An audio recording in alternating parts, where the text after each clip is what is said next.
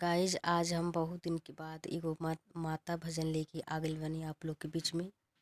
तो आप लोग एंड तक सुनी और जय माता दी जरूर लिखी कमेंट में।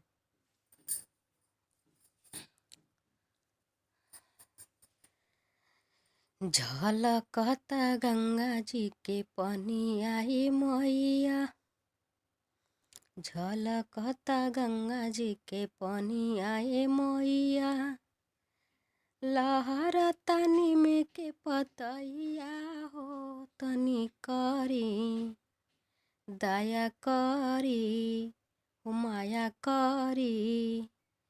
झलकता गंगा जी के पनिया हे मैया, झलकता गंगा जी के पनिया हे मैया, लहरा तनी में के पतैया हो माया करी।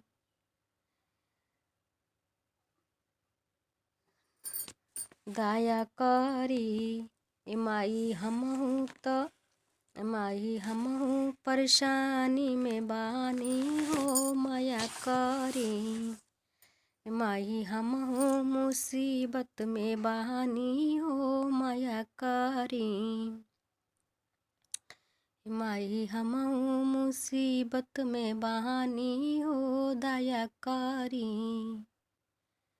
हमारी तपास माई नइखे, हमारी तपास नाही बेटा हो बेटी, हमारे तपास नाही बेटा हो बेटी।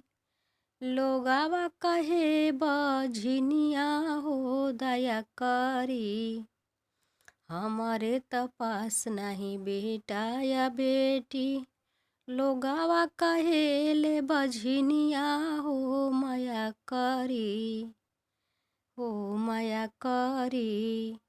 माई हमहू मुसीबत में बानी हो माया करी। माई हमहू मुसीबत में बानी हो माया करी। हमारे तपास नहीं धन दौलतिया, लोगावा कहेला निर्धनिया हो दया करी। माई हमहू तबानी मुसीबत में माया करी।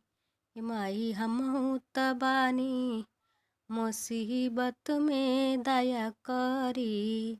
अरे झलकता गंगा जी के पनिया हो मैया, डोलता टेनी के पतैया हो दया करी।